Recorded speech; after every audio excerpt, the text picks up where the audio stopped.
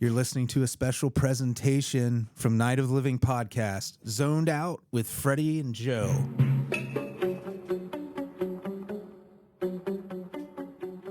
Hey, Joe.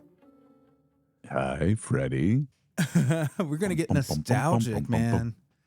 Yeah. The weird, most meta thing you can do is be a middle-aged man watching a story on a program from 1959 before you were born called Walking Distance, about a middle-aged man who walks into his own personal past. It was deep. We went real deep time travel wise. It was like emotional too. There's all kinds of depth to this one. It's such a good episode. Yeah, it is super emotional. The star of this episode, Gig Young, right? Yeah. He was really 46 playing a 36-year-old man, and it showed. Yeah, I always love that where they're like, oh no, he's totally 36. Is that just ignore the obvious fact that he's quite a bit older. Yeah, it's like his middle name isn't. You know what I mean? But I did see another. I liked Gig Young so much in this. And I was just looking, and I'm like, I always look to try to see if I'm familiar with other pieces of work, you know. In this one, Gig Young, the thing he's most known for is a movie called They Shoot Horses, Don't They? That came out in 1969. Has one of the most deep all-star casts you can imagine for the era, and is streaming nowhere. You can't watch it, but for YouTube. Has the full movie on there, and I think there's several, loads of it. I highly recommend it. It's not at all what you think from the title. It's about a dance-a-thon in 1932, and Gig Young, the star of this episode of the Twilight Zone, is a sleazy kind of game show host, con artist character who is behind this dance-a-thon that is like out of a Stephen King novel. It's so extreme. And Jane Fonda and Michael Cesarin, I think is his name, or Sarrazin, are the leads in it. But Red Buttons is in it. Red Buttons. Yeah, I mean, like you have all these people, all these faces you'll recognize. But Gig Young is a very different character than he is in this episode of the Twilight Zone. He's just like something out like the host of the Running Man, the Schwarzenegger Running Man. He's kind of that. But it's in 32. So imagine that. Imagine the Running Man, but set in 1932 on the Santa Monica Pier in a big dance hall. And they even have like a dormitory for the women because this dance-a-thon lasts like weeks. Weird. It's a very weird movie.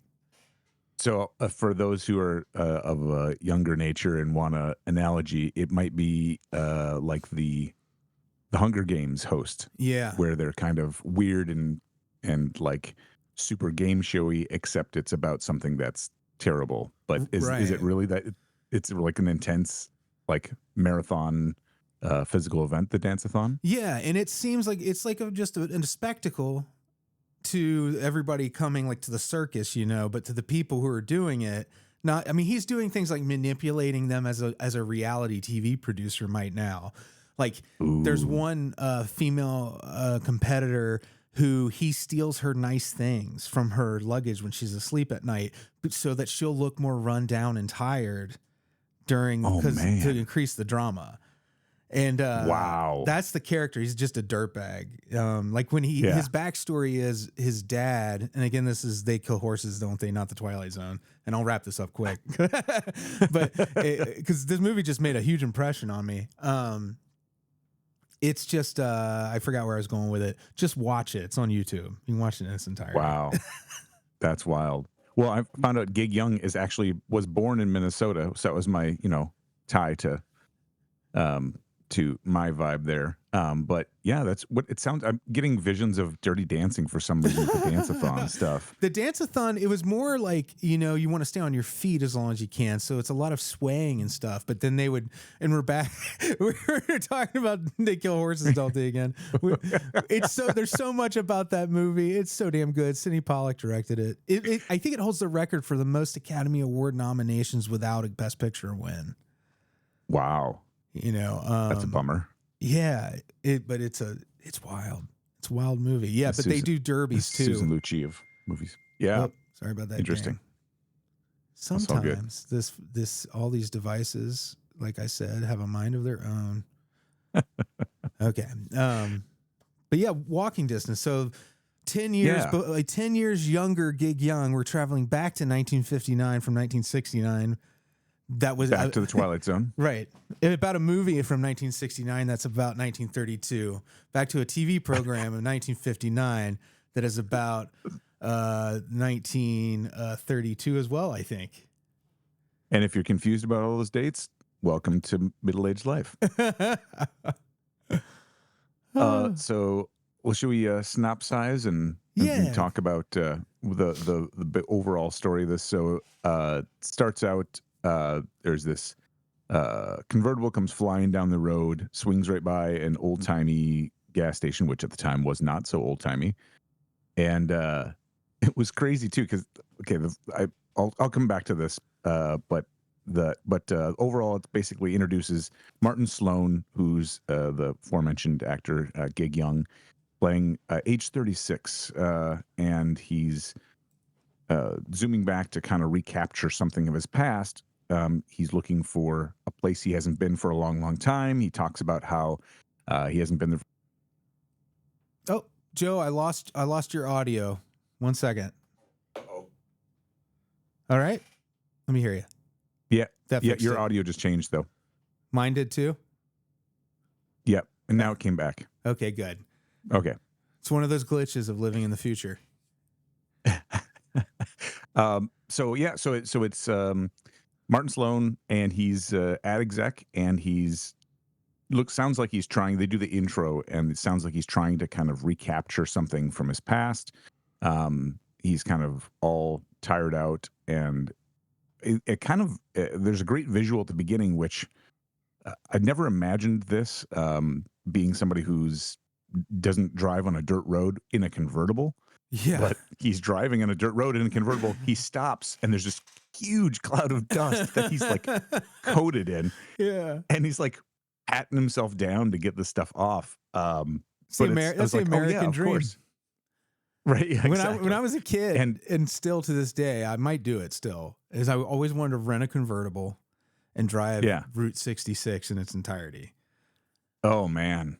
Now they've restored some of that. I think it was a lot of it was broken up and chopped up, but I think they've kind of made it more historic now. Well, yeah. I mean, I don't even care if it's nice. I just want to do it. You know what I mean? Yeah. It's like, yeah, it's just that classic thing. And I feel like this guy, he's on a little road trip from working in New York, right? To like is he deliberately going to his childhood home? Yeah. I couldn't remember that. It's kind of confusing at the beginning because he said it's a place called Homewood around here. It's like he's kind of confused about it, but it's also he's saying he's intentionally going there. Yeah, it kind of felt like they left that vague.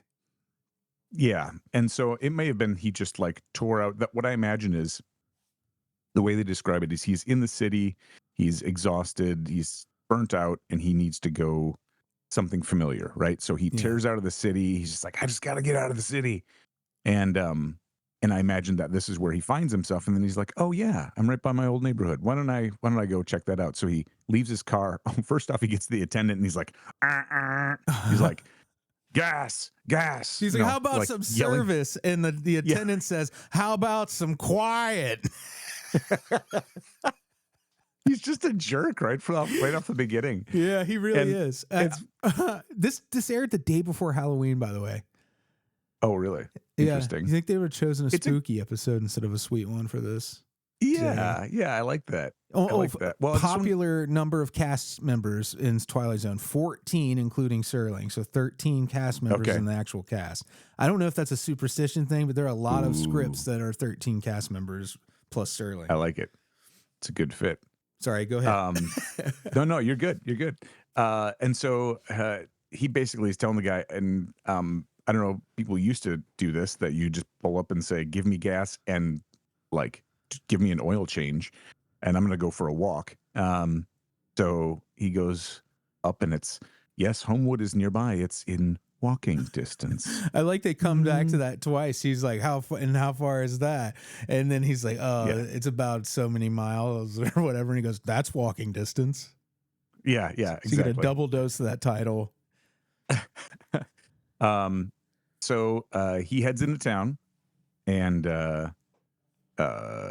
he starts looking around, and actually we've seen a couple of shots that are similar to what we've seen in the past, and I'm starting to detect this as a theme for the Twilight Zone, that there's a lot of reflection and mirror, and I think that's an intentional, not just a camera trick, but I think it's intended to have a theme of reflection for the Twilight Zone. Maybe I'm just reading into that. Well, you know, it's but funny. I'm seeing it more and more. This is only like, this director did 2 episodes of the Twilight Zone, and we already covered the other one, was Where Is Everybody?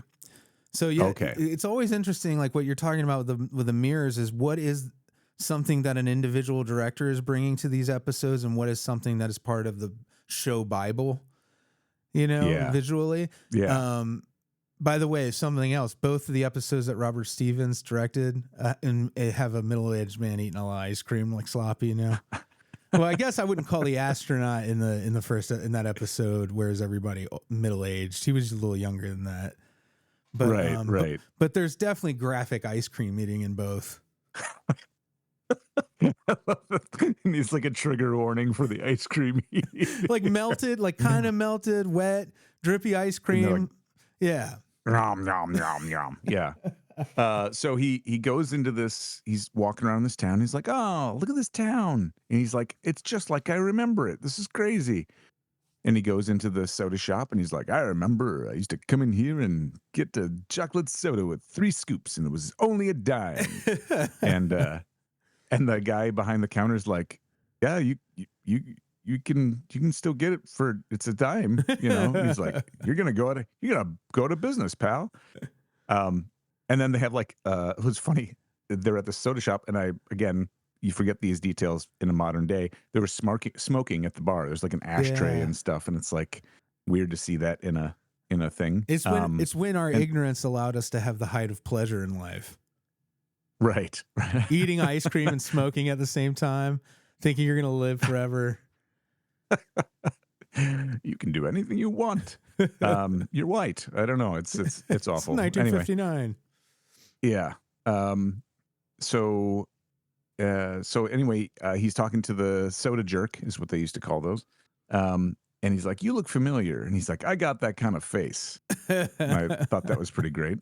And he gets nostalgic looking off in the distance, and he's remembering old Mr. Wilson, who used to sleep in his chair in the back room. And he's like, yeah, anyway, I'm out of here.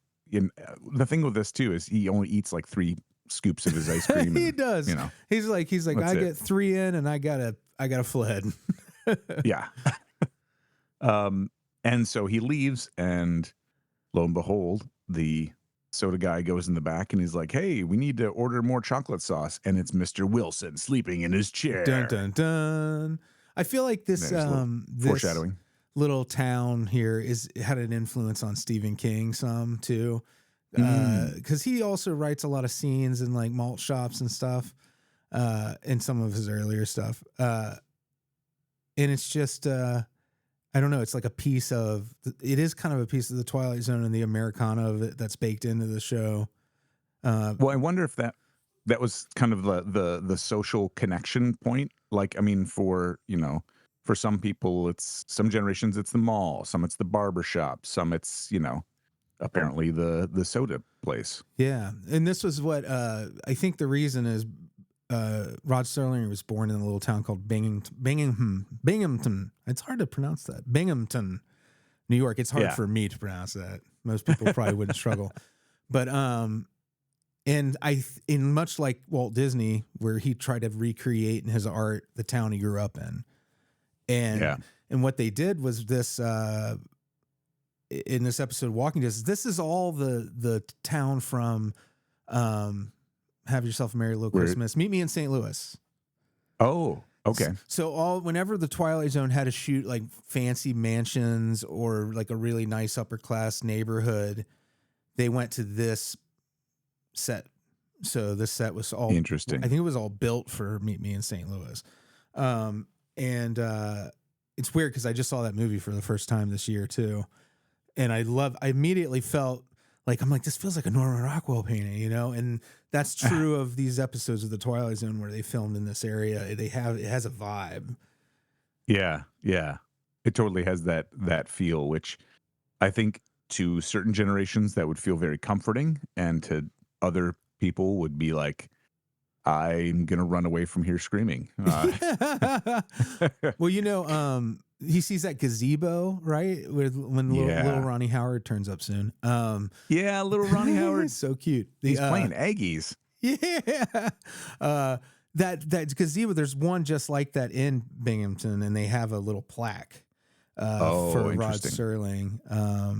It just says, it's a circular plaque in the middle of the round gazebo, and it says Rod Serling, creator of the Twilight Zone, and then walking distance in quotes. Huh. So if you're a super fan, was actually interesting. Yeah. Interesting. Yeah. So he's walking around and he's kind of taking it all in, thinking, oh, this is, you know, just how I left it. And it's so nice to come here and relax. And he starts talking to Ron Howard, which a lot of people don't know. He was, you know, an actor as a kid. He was an actor in Happy Days. He was, I mean, he's been in Hollywood his entire life. Yeah, he like spent like the first almost 30 years of his life acting, and then since then directing mostly. Right, right. And so he's playing Aggies, which apparently is like just marbles. And Martin sits down next to this little kid and he's like, you know, when I used to play, we called these ones, steel ones, steelies. It's real clever. And he's like, what does he say? He says something like, what's your name? And he says, my name's Marty Sloan. And he's like, you're not Marty Sloan. I know Marty Sloan, and you're not him. It reminded me so much of the I worked with John Kennedy. Yes. You, sir, are no John Kennedy. Yeah. Yes. Dan Quayle and what was the other guy? Anyway. Yeah, I can't remember. One of the great debate quotes of all time. Yeah. So he goes running off, and he's looking around at the different houses, and he's walking through the park. He calls Bobby down from the tree because there's a kid in the tree. And that's the weird thing about this, is it's just like he's just like joining in the chorus of the mom saying, Bobby, come down. He's like, yeah, Bobby, come down here, you know. And then they just start up a conversation, he and this gal, and Bobby's mom apparently. And he was walking around and going, yeah, I was 11 years old and I carved my name in that bandstand post. And he looks over there and sees himself carving It's wild. in the bandstand post. When they're getting the kid out of the tree, it would have been really funny if they were all just really mad and they were just screaming at him like, Bobby. And then he came over and was mad too and just joined them and got more angry. They're just chewing the kid out. That would be terrible. Just super realistic adult anger. But it's a gentle time. That's the point. Right. Yeah. A much, much gentler generation. I don't know if you can hear that in the background. My dog is barking at something outside, but I bet my disgusting lip smack covered it up. Perfect. So he meets himself. He starts chasing himself, and then he doesn't catch him. I think there was like a commercial break, or it's coming up to one. And he walks up to his childhood home, and he sees his dad, and he's immediately like, hey, don't you recognize me? So this is interesting because the way they played this, he's not like, you know, thinking he's back in time after just seeing himself carving in the tree, you know, or in the bandstand. He's like, Dad, don't you recognize me? Dad. And then his mom is like, Mom, it's me, you know? Yeah, his and mom, by the way. I just want to make a quick note there. Did you watch the old 78 Spider-Man TV series ever? No, the theme song I heard, but never watched it. Yeah, I mean, it was actually, I thought it was good at the time. But she was Aunt May. Oh, wow. That's funny. Yep. When it's weird because you can see kind of their makeup to be made look older, and it's like you couldn't have just gotten older actors, but I don't know, I get it.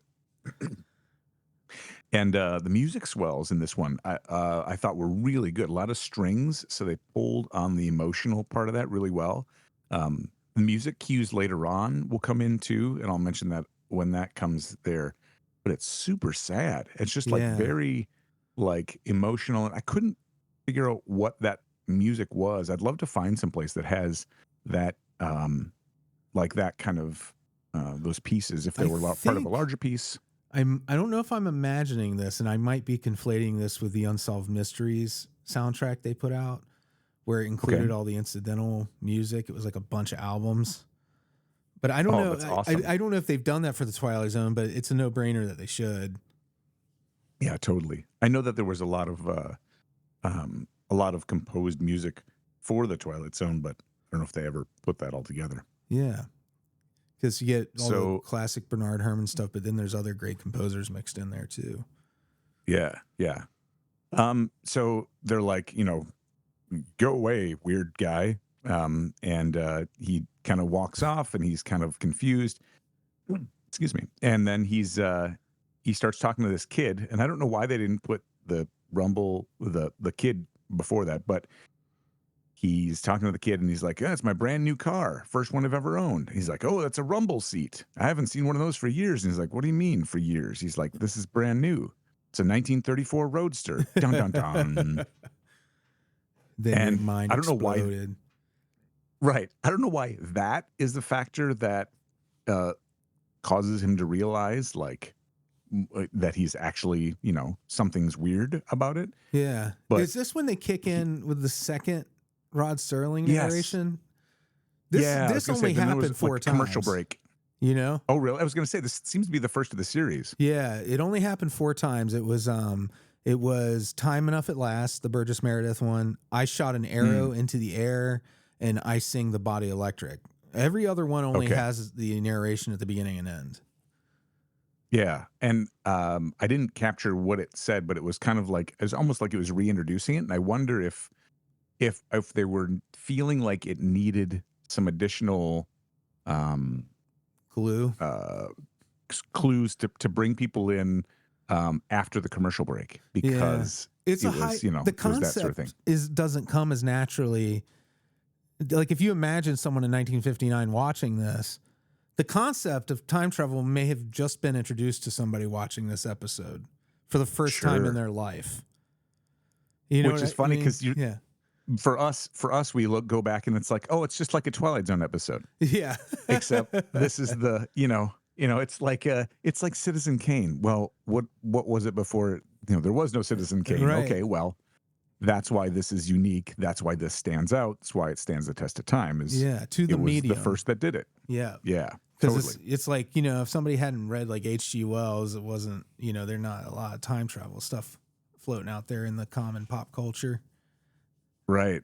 So it's cool that like that's how they kind of kept it in, it kept dropping these hints of like real obvious clues, or to obvious to us now, but again, people may have just been catching on. And so it cuts to evening after the commercial. They get that second narration voiceover, and he walks back to his house, and um, he finds his baseball, like, and his bike. He rings the bell, and then a hand covers his hand, and it's his dad again. And he's like, he keeps trying to convince him. He's like, "Look, I'm, you're my dad. That's my mom. I belong here."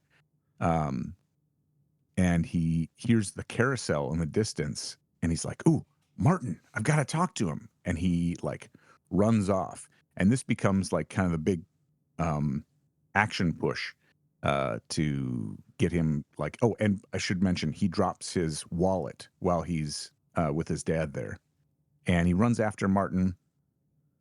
And now we're getting a whole bunch of angle shots. So again, with that same director, with the previous angle shots when he was coming out of the theater and all the chaos was happening, same sort of deal. We're getting a bunch of things that are off balance, and you're seeing all kinds of things that are telling you something's gone crazy.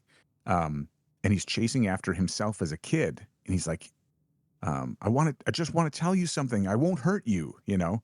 And of course, this is freaking the kid out.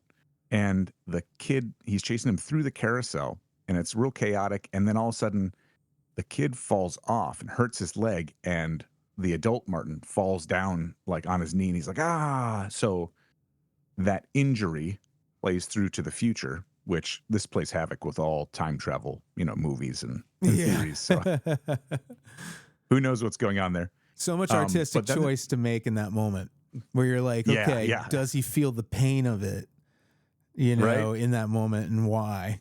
So they're like, that's what they went with. Yeah, that it suddenly occurs to him in the future as well. It's been there all along. Yeah. And it's not clear. He wasn't limping before, so it seems like this is like the first time that happened. And the ride stops, and the ride operator picks up the seems like unconscious, young Martin with the injured leg. And the music kicks in, and there's a spotlight on older Martin. And it's very like I almost teared up. Like it was really moving. Yeah. And he gets really like reflective, and it's kind of like his soliloquy. And he says, Martin, I only wanted to tell you that this is a wonderful time for you. Don't let any of it go by without enjoying it. And I'm like, you're seeing as the observer, you're like, of course, yeah. But like, you just had him hurt his leg because you wanted to tell him to enjoy what he's enjoying. Yeah. It's like the lesson he had to learn that wasn't good for either of them. Not only is it a plot device to move the story forward, to have him break that leg, but it is really literally like the metaphor of you can stay here and you'll just keep doing more damage to both you younger you and you now. Yeah. And you can hear it in his voice of like, he's starting to process some, he's just like, oh, like dejected and sad, but you get the feeling that it's more than just sad that he injured him, that he didn't want to share, that he's just like, it's so important, but I'm like, he's just, everything feels sad, Yeah, it's this very, very like melancholy, bittersweet moment. Last Stop at Willoughby, it comes much later in the series, deals with all the same themes. Okay. But it's one of those cases of Serling. Again, this is still Serling writing. Every episode we've covered. Yeah. That it's a variation on a theme he comes back to, which clearly I think he had a longing to go back to New York. Yeah. Yeah. And there's actually, so then the all the people kind of file out, and he's again in that spotlight, and he's like, there won't be any more merry-go-rounds, no more cotton candy, no more band concerts. I only wanted to tell you that this is a wonderful time for you now, here. That's all, Martin. That's all I wanted to tell you. God help me. That's all I wanted to tell you. He's like, just really, he's like, it sucks from here on out. There won't be any of this great stuff that you love. And it's like, you hear the dejectedness of it. And I got to tell you, as a, again, middle-aged dude, I look at this and I'm like, having been in that spot, you can still see, if you get some distance on it, that it doesn't have to be that. You know what I mean? Walking like, distance, it's maybe? just it's within walking distance. And it's really moving. I'm like, it really hit me much more different than I would have in the past as to what's going on there and what he's feeling. We're older than Martin, Yeah. So like that's also kind of part of it. You're like, woof, it hits extra hard because you're looking at a man that's, I have more than a decade on this character, and I'm like, and he's, expressing things that, are old to me, a feeling that I went through and have come out the other side of. It's really, it is an intense viewing experience to watch it at different stages in your life, these kinds of stories. And I wonder how much of the gig, the actor Gig Young being 46, playing a 36-year-old, there's a lot of like right in that area. The 36 is but everything, was good when you were a kid and now it sucks. Yeah. And the actor realizes, that maybe that there's something on the other side of that, your adult life, adulting can actually be super awesome. Yeah. Well, when he returns to the present, right? And he sees everybody around him just having a blast. This is where Yeah. all those other people, when I said there was a cast of 13 plus Rod Serling, this is where that number comes to fruition, is the packed malt shop.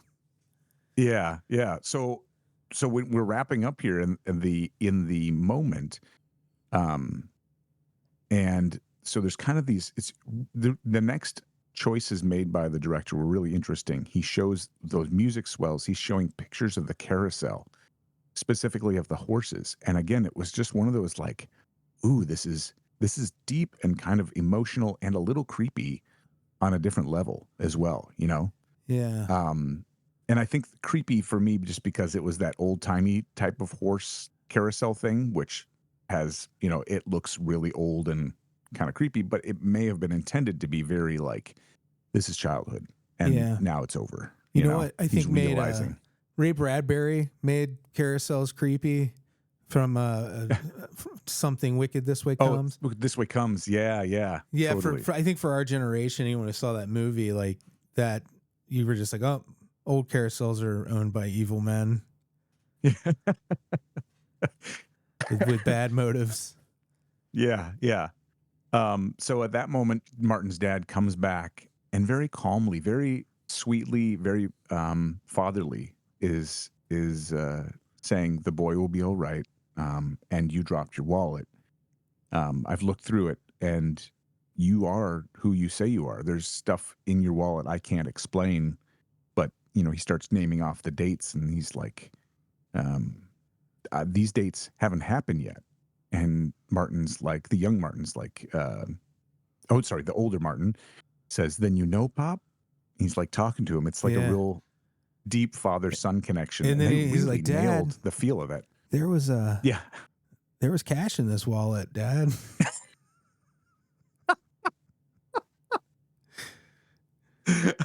You know what I mean? Did you need that, Dad? You can't even use it. It's going to be fake. Come on. Future money. Future money.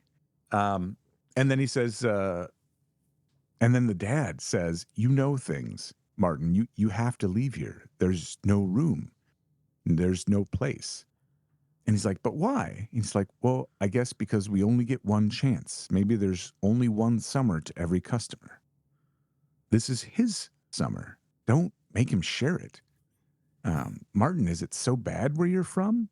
He's asking all these like really good, like fatherly questions. Yeah. And I'm wondering, with the way they worded that line, if there was ever an alternate title for this, like one summer to every customer or something like that, because it stands out as like a real prominent piece. But yeah, I feel like it might be the tagline, that sums it up.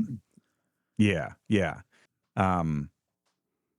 So at that point, I think he says something about maybe you haven't been looking for the right place. You maybe been looking behind you, and you should be looking ahead.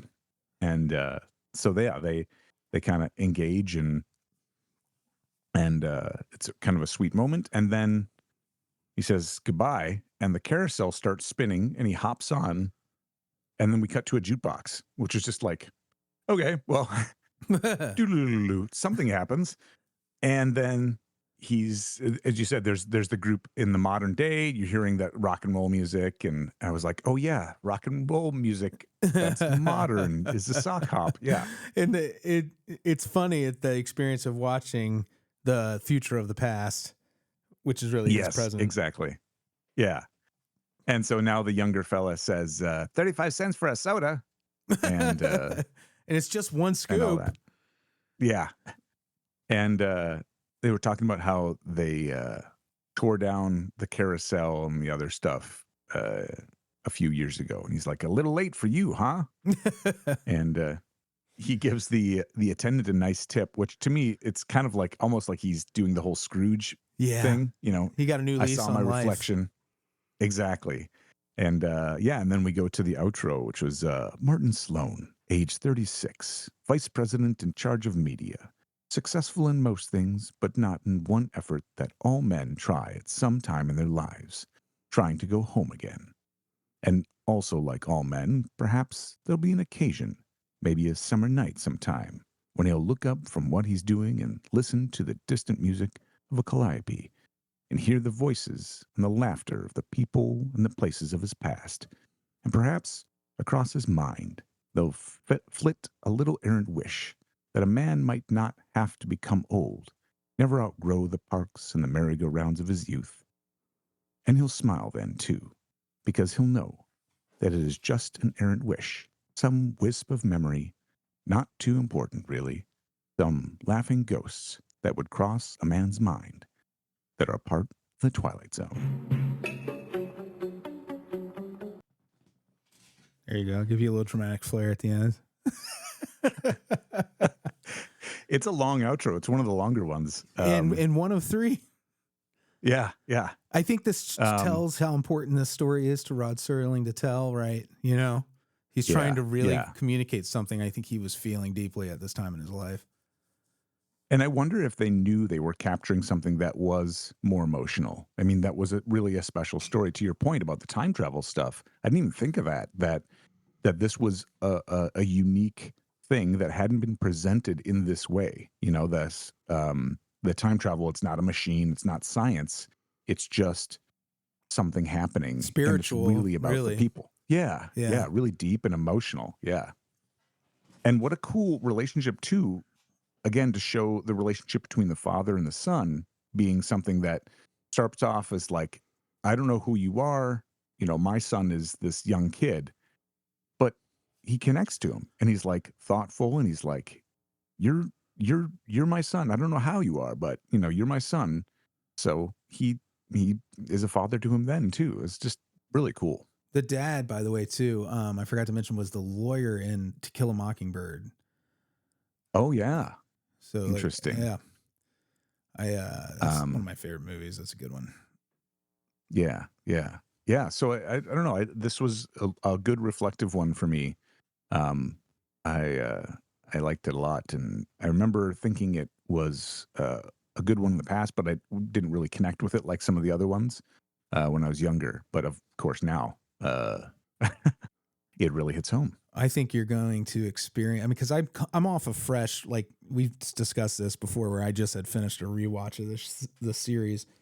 So I've come at them all with a middle-aged person's perspective now, and it's coming for you several times, Joe. It's coming for you down the line. Your heartstrings are going to be firmly tugged at. But it's what makes it a great show. Yeah, cool. Anything else stand out as a mention? I think it feels like very well covered, my friend. Very well covered. All right. Next week we'll be talking about Escape Clause, which is much lighter in tone than Walking Distance. A little more irreverent. Some fun one. Yeah, it's got some interesting little things that I haven't seen yet too, like some music cues that are like more playful and it's got a couple of goofy like I don't know scenes with the what's the, not cliche but kind of campy special effects type stuff. It pairs with One for the Angels. I think sure they feel like Makes they're sense. part of the same subgenre within the Twilight Zone. Deals with with immortal beings type stuff. Right. All right. Thank you, right. Joe. Thanks, Freddie.